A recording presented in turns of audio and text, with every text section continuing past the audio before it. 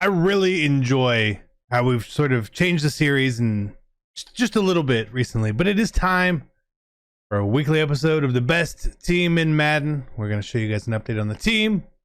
We're going to play a game. We're going to break that game down. We'll try to find an interesting game to break down as well. This week, we got an interesting one. Let's get into it. If you're looking to build the best team in Madden, make sure you head over to MMOEXP.com to avoid the packs and save some racks. Use code CC for 5% off. The link is in the description below. Fastest coins, cheapest coins. Use code CC. We'll see you guys on the sticks. 5% off. Be great. Hey, what is going on, Madden family? Welcome to the best team in Madden, where we do a lineup update. Talk about the good cards, the bad cards, the cards we don't want, the abilities we like, the abilities we don't like, and then we break down a full game. Always fun, always good. You guys have been supporting this series the most ever on the channel, so I greatly appreciate it.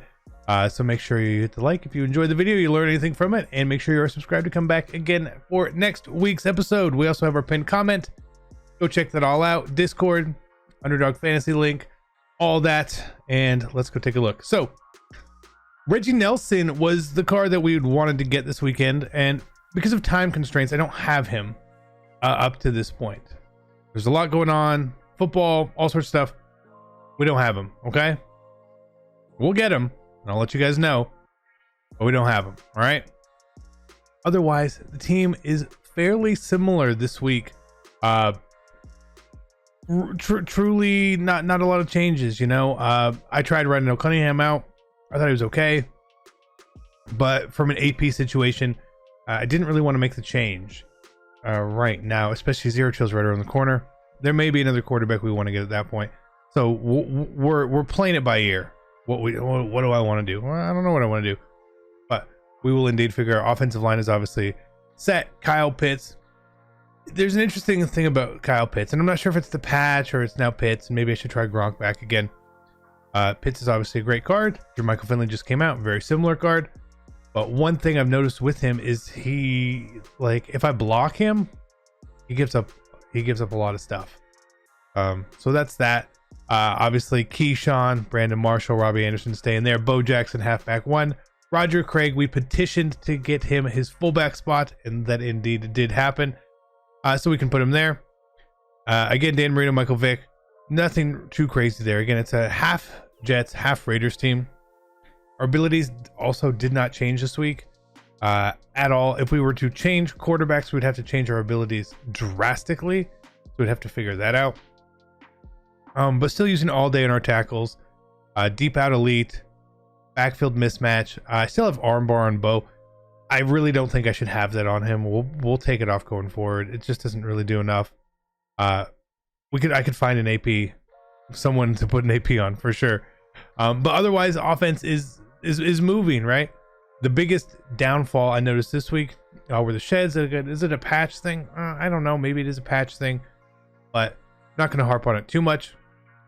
Defensively is where I want to sort of get into a little bit more. Again, no actual changes. There was nothing really that came out this week that we wanted. Team of the week was kind of meh, you know. So we just sort of stick to where we are, right? And you guys have seen this. You guys know this. You guys can see the team here. The cards I want to talk about here are the fat guys. All right. Now you guys know me. I'm normally speed. I have speed. The Richard Seymour is a fast guy, so that is good. And we again petitioned for our defensive ends to be able to get their stat tracking, and that also is now there. But this Chris Jones card, let's see here. Reach elite, run stopper, inside stuff. I'm not sure if it's the abilities, and I'm not sure if it's him. This card is obviously dramatically better than other pass rushers in the game when it comes to stats. The block shed, the power move, finesse move, strength. Everything about this card except for his speed is amazing, and he's over 300 pounds. This is easily the best card that has been on my team. The most impactful, most noticeable card. Crazy to say that it's a defensive tackle, but it really is. We're gonna look at the stats on some of these cards here, but let's take a look at our AP situation. Again, there's Chris Jones. Khalil Mack, noticed him a little bit more recently with unpredictable reach elite run stopper, unpredictable reach elite defensive rally. Troy P with Reach Elite. I do like Reach Elite. I do find that it helps out at times, and I notice when I haven't had it, things haven't been there.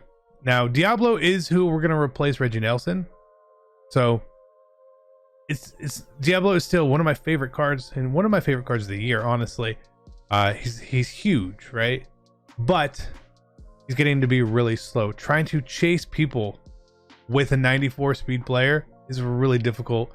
I find that I'm more out of position because of that, as opposed to like the random height on a pick. So that's what Reggie Nelson's going to be. He's going to be 97 speed for us as soon as we snag him.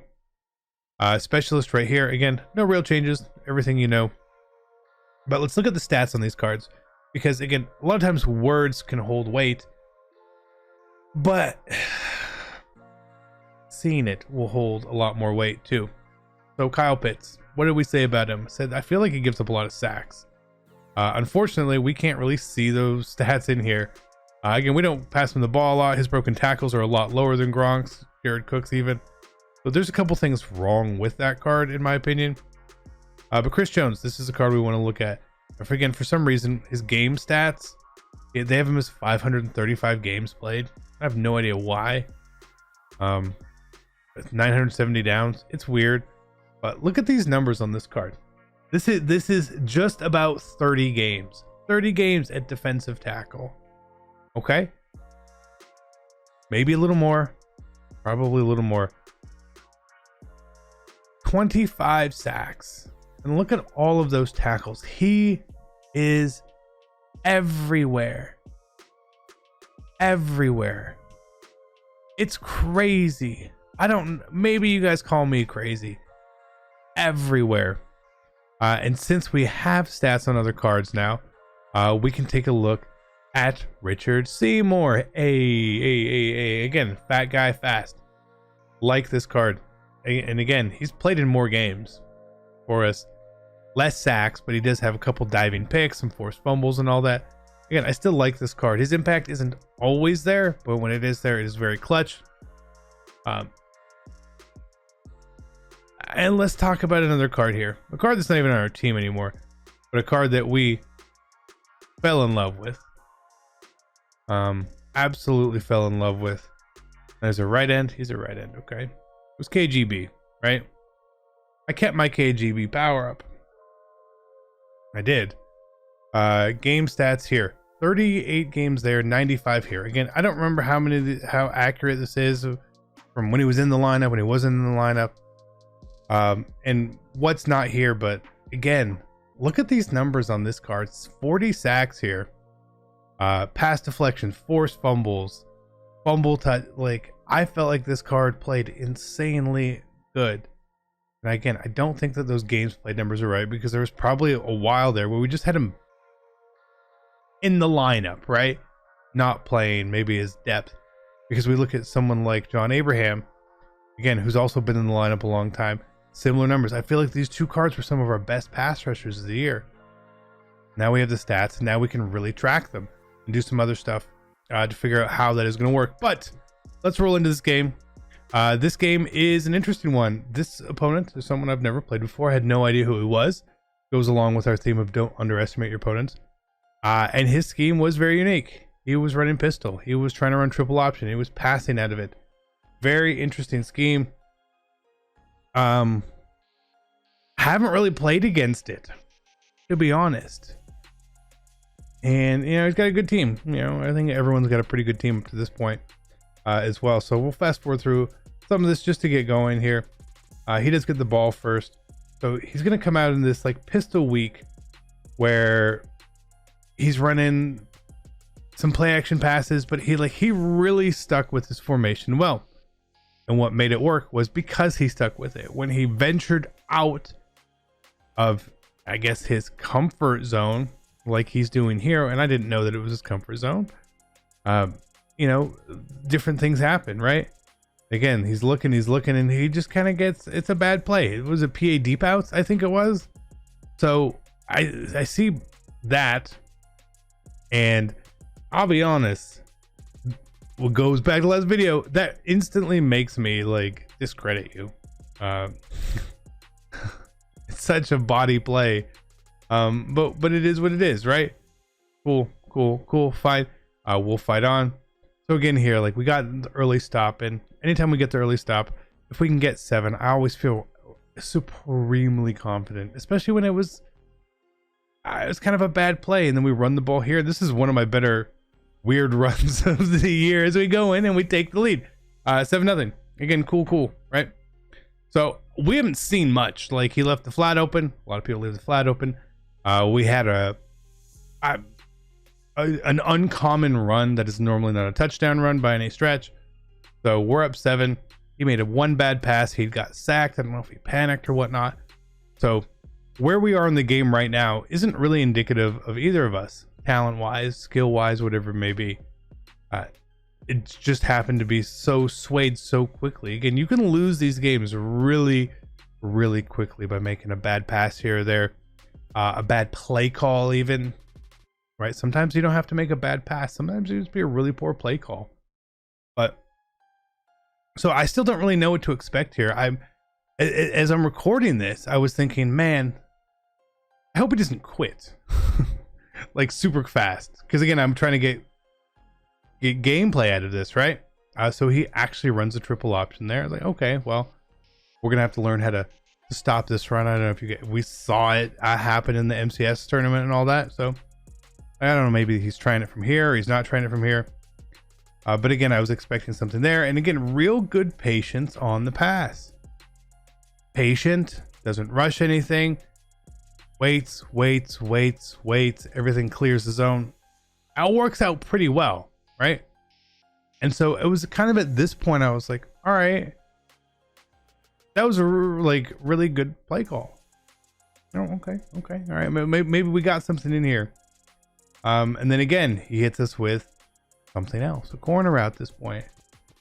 And all I have to think about at this point is, this isn't just him trying to run triple option or anything like this. This is a scheme. He actually has a full scheme around this.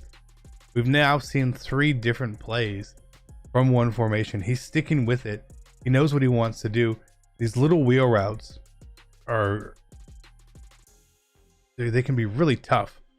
There's the 4th play, curls, right? Again, like, this is clearly his thing, right? So he goes to trips tight end here and flex, I guess. Tight end's off the line is the difference. So I was like, okay, is he gonna run? Like, he's probably gonna run here, right? And he doesn't, and I'm preparing for the run, and we just completely leave the middle of the field open, and he scores. That was a pretty easy drive for him. Couple really good passes. Okay, all right. We're gonna have to adjust. We didn't really do any adjusting. I think the only thing I actually did, I contained, and I think I was playing hard flats. And then when we got closer to the end zone, I didn't play hard flats. So we didn't really do a lot on defense to try and stop him. I kind of, felt a little confident, felt that we were going to be okay. And he had a really good drive. Okay. All right. So what we have to understand at this point is that, well, yes, we still have the advantage. We cannot give that advantage back to him at this point. We need to keep scoring, keep pushing, keep moving. And that is going to be the absolute key for us. So much so, you see, I didn't even set my audibles up the first drive. I didn't even feel the need to, right? I was confident. And he's running this, and he was running a lot of cover 2 for whatever reason. So cover 2 with a deep blue up in the middle, and somehow he gets that ball and he catches it. He doesn't pick it. I don't know what happened there. Again, really weird. It's not like he has ability Ronnie Lauder. It's just odd play. So since here he is in cover 2, I'm going to try to bomb him with cover 2. Made sense to me.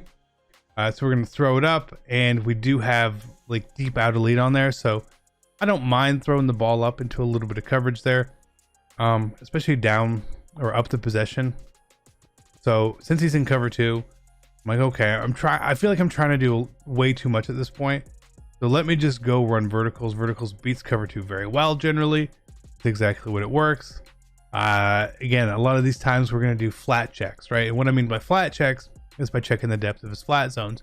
If we like the depth that they are at during a play, we will no huddle. We will hurry up.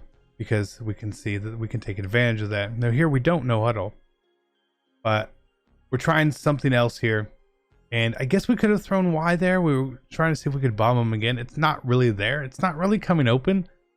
So to me, that's hey, let's just throw that one out of the playbook right now. Let's throw that play out. It's obviously not working for us. Not the way we want to do it. Just doesn't make sense. So again, we'll just go to straight verticals. The streak wheel combo always is good against the cover 2. And again, I don't feel like he's doing a lot to his flats here.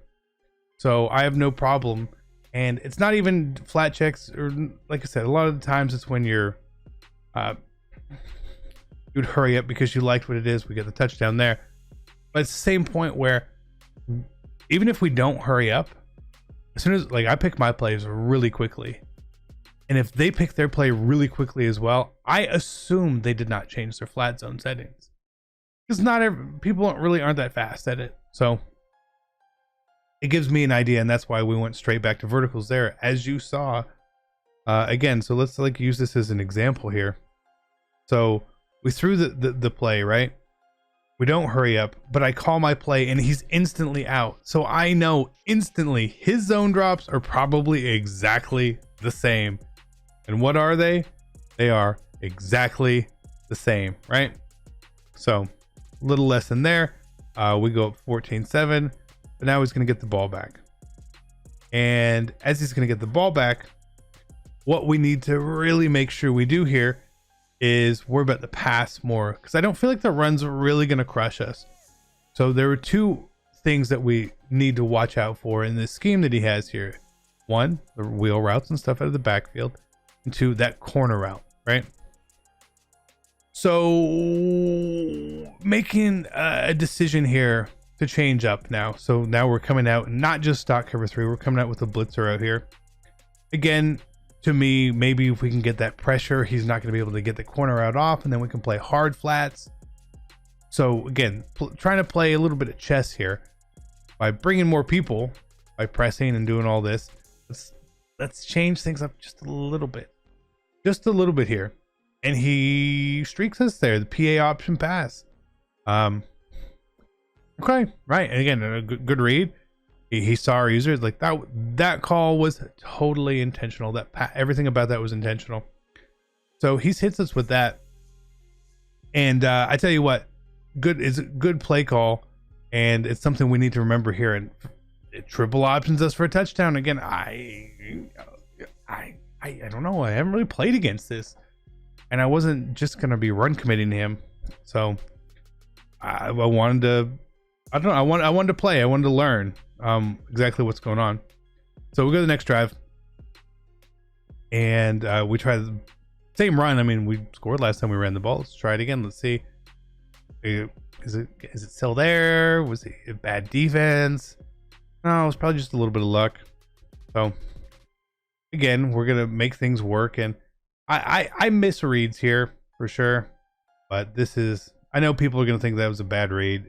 He was totally open. We saw he was open. I was just waiting for the zone to move away. If you watch here, and you can see it with me, that I see that the drag A is taking a zone over there.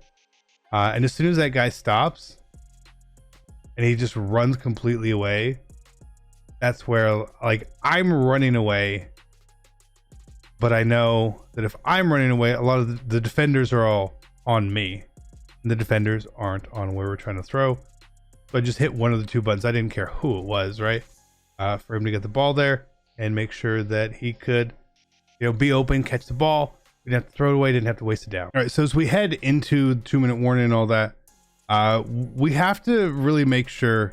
Yeah, let's go. We just got to make sure that we get points, because we do get ball at half, right? So we need to control this game, control this clock as much as we can. And if I score, quote unquote, too fast, I don't care, right? I really, really do not care if we score fast. I care about scoring. If he can come back and score on us real fast or something, hey, more power to you, right? More power to you. I got to make sure I get my points. That is the biggest thing I care about in these situations completely. And that's exactly what we do. We go up by 7. He's got his timeouts and all that. Again, we could have gone down. We could have tried to take a timeout from him. Not worth it. The 7 is there. Take the 7. Do not worry about it. So many people, I see it. It happens way too often where someone doesn't want the points, and it ends up not getting the points. Right? We saw it in the Noah and Henry game in the MCS tournament. So right here again, I'm finally adjusting and trying to do things differently. He comes out in this play, and I didn't really know what he was going to do. Again, this new formation for him, so he obviously has something in mind. He's got a play cooked up in his head, probably to beat us downfield or something, and we're getting pressure. We're playing good here. Now, key moment here, 3rd and 15. Do you call timeout?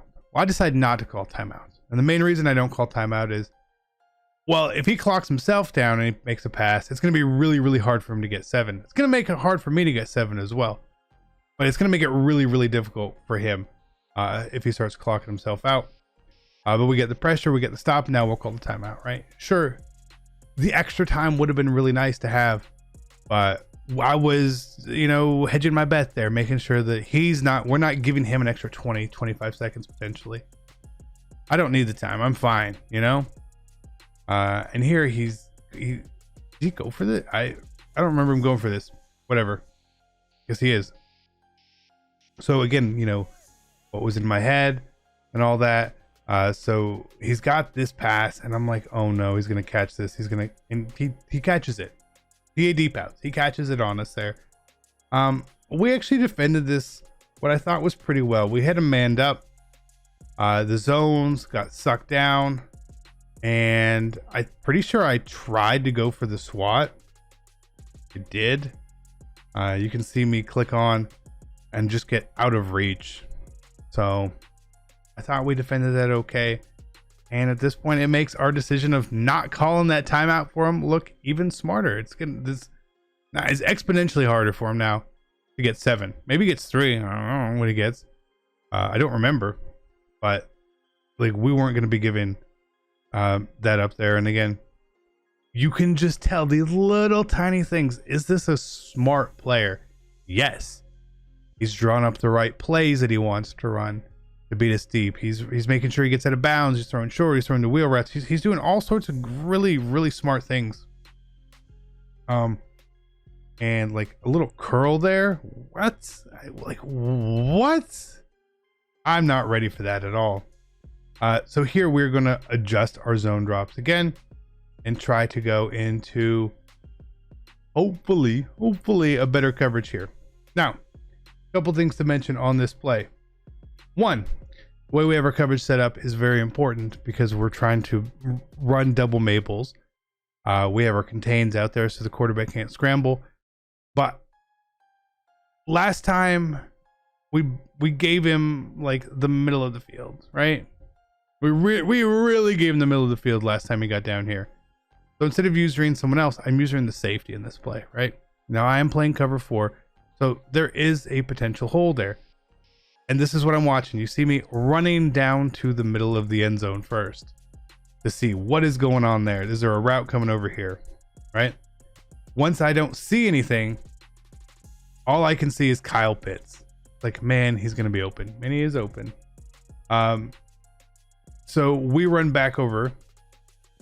But I guess we run over enough to scare him here. And then we see that there's the other route now coming back across the middle of the field. And that's where we're going, right? So I don't want to call it a clinic necessarily because, again, the pass is the pass. But if we watch it in real time here, again, I think stuff like this is really, really important to see how these plays break down. Where my head is at. What am I thinking? Again, we've got double Mabels. We want to make sure that we're here. We run down. We see this guy coming out. We see the next route coming down across. We actually covered absolutely nothing on that play, but we're still able to get the interception, right? Because he hesitated on that corner route to Pitts. He probably should have thrown it. But he didn't. Either way, so we get the pick. I'm not going to try to do anything crazy here at this point. So we're just going to go to half. I just ran the ball twice. And what I have a plan here now, going to second half is, hey, we have the ball. We have the lead by 7. I am going to try to clock him out. I feel, and I'll be honest, I feel like this is kind of a dangerous opponent. We haven't really stopped him. I know that we technically have 2 interceptions. I just don't feel that we've actually really stopped him. To the point where I'm like, oh no, we got him. So yeah, I'm going to play this way. I'm going to clock you out, or try to, right? At a minimum, what I'm trying to do is shorten the game at this point, since we have the lead. The shorter the game, the better when you have the lead. If the game was tied, I probably would just put my foot on the gas a little bit more. If we were down, same sort of concept. Even if we were only at 3, I probably would have tried to extend it to a 10-point lead, without a real clock worry. Like, I wouldn't have hurried up or anything, but I really just care about that number ticking down. Like I said, I feel like this guy's despite all things, it's been a tough match. His offense is different, and we haven't figured out how to actually stop him running it. We've stopped him twice when he hasn't ran that formation, but when he's been in that formation, we haven't done a thing to slow him down. Not a thing. So keep that in mind, right? So as we take clock, when we get into a situation where they finally slow our run down a little bit, which always does happen, that's when we go sort of back to the past to just see what we can do out here. And again, not try to do anything too crazy, but I think I should have definitely called a better play there. He was totally ready for that. I'm not surprised he was ready for that. I should have done something completely different. But again, a lot of times you get stuck in your ways. You feel like, oh, let me just try to do this. And then you hesitate on a throw. You don't make a throw, whatever it may be. So again, I do something different here. And this pass, not a great pass. It's not a great pass. But we have the D-pad elite on him, right? Really good defense. I wasn't sure either if the safety was matching, manned up on him. Is he going to keep following him? So that's why we just sort of threw it. And that's why when we click on, I bring him in to get inside position, like we have there. And because he goes for the catch as well, is why we catch it. If he goes for the swat, we will not catch that ball. If he doesn't click on, we do not catch that ball. All of those things are true. Okay. So we're getting down here now, and I'm okay. I see the points. I see the win. I see a W. Real easy. Don't do anything stupid. So I'm going to do something stupid. Not right now, but I will. Foreshadowing. And again, pick up these little yards. We get to a 3rd and short here, going into the 4th quarter. And the play we're setting up going into the 4th quarter, it was too cute for what it needed to be. Not really a setup I've been running at all. It just happens. Like, sometimes your brain gets ahead of you, right? So instead of running mesh spot the way we normally do, I curl and we do an angle right here, right? And I'm used to consistently Cam Chancellor here sort of get into the way of the running back on the outside, but he doesn't. It's such a bad setup and a bad timing of the throw that Cam is guarding everyone right now. And it's a really poor time throw, and we throw a pick. I don't know what I was thinking. I don't know what I was doing. We all do this as Madden players. Sometimes you try to get tricky. That's what happens. That's what happens. Now we make this game exponentially harder here. And again, we haven't done a great job defending him. I pretty much think he's going to score on us, right? That's what I think, right? He's going to score on us. He's done such a good job. So what I was trying to do with my user here was to bait him. I wanted to bait him with that PA option pass, the tight end streak. That's all I had in my head. So it's like, I know last time he threw this, it was because our user was sucked down. This was an intentional play. So I'm really trying to bring my user out of the way to make him want to throw the ball there. Right? That is 100%. That is the cat and mouse game I'm trying to play with him right now. Because I see that if we can get him to make a bad pass there, we can get an easy pick. So again, I'm standing down here. I'm waiting. I know exactly what I want to do. I'm not trying to be aggressive. I'm just trying to bait the throw here. And we get sucked into the block. Like, I didn't run forward, but we get completely sucked in. So like, I'm trying to run away at the play, right? Like, you can sort of see the character model of me trying to run backwards. Like, I'm trying to turn to go back at this point. But we just get sucked into the block, and now look at the hole there. He won the play. Kyle Pitts goes all the way down and ties the game up. I knew what I wanted to do. We got him to do what we wanted him to do, but we did it wrong. We played it wrong.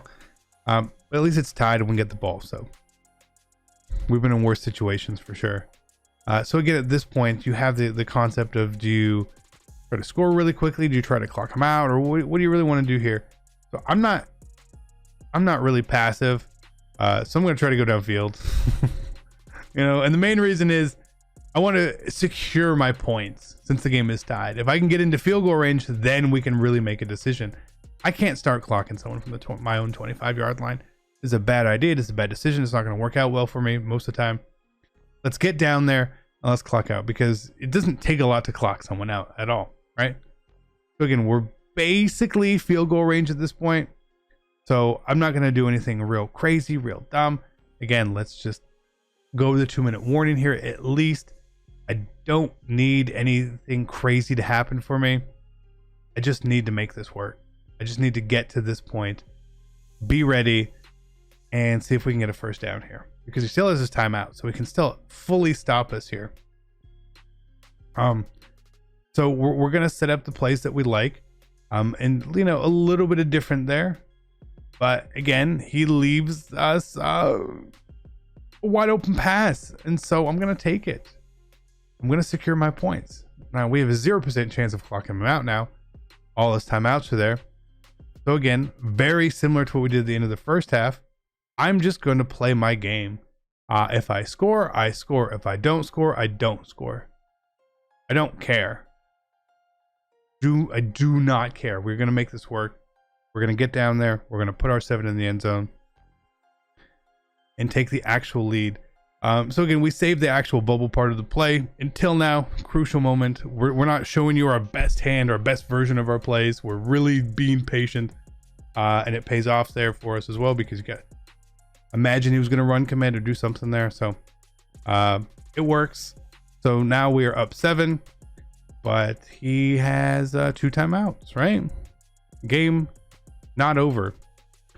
So what I started to do here, and somehow he breaks a sack.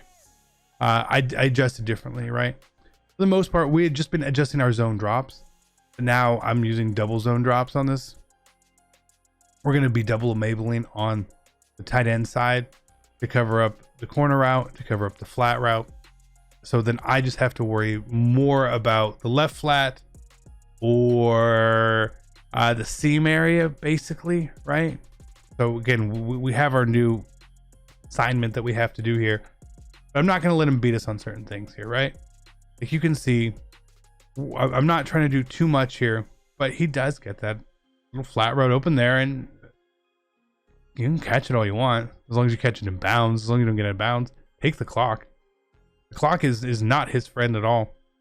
Now, one thing you always wonder about when you get in this situation, I don't know how he's not tackled there. Is he gonna go for 2 if he gets the ball? He scores? Like, is he really gonna go for 2? Like, this has been tough. He hasn't actually really stopped us, and we haven't really stopped him that well either. and he's the away team, so he's going to get to be able to pick. So I kind of had in my head as like, I think he'll just tie the game up and kind of go from there. And especially too, since I'm not calling my timeouts yet. I wasn't.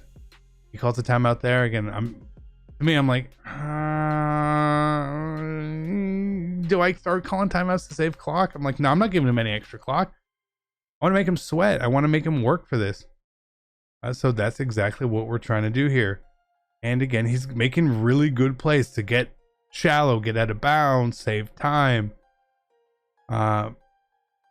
If he gets inside the 10, that's fine. Don't really care what he does here. So again, we do a different adjustment now, where we're still double Maybelline, but now we're close enough to the end zone. I feel like I can be a little riskier with some of these plays. So again, we're watching the tight end there. We're watching everything, and nothing's really open. We bagged him pretty well on some of these pass plays recently. I don't know why the contains really still aren't there, but it is what it is. I'm still just thinking like he's gonna throw to Pitts, so I need to make sure he doesn't throw to Pitts. And not the best play call there, but it gets to 4th and 1, right? We can finally win the game on one play. Like let's just do this. When he goes to gun doubles Y flex again, I don't always understand some of these play calls or what they're doing, but he throws it up just into coverage. Too many people there, which is going to secure the W for us, right? So I mean, good game to him. But let's watch this here again. It's 4th and 1. He has a timeout. He doesn't need a touchdown. He does not need a touchdown. Let's reiterate that. Does he have anything open here? Yeah, if he throws now, that running back's probably open. Again, tight. But what hurts him here is he throws it late, right?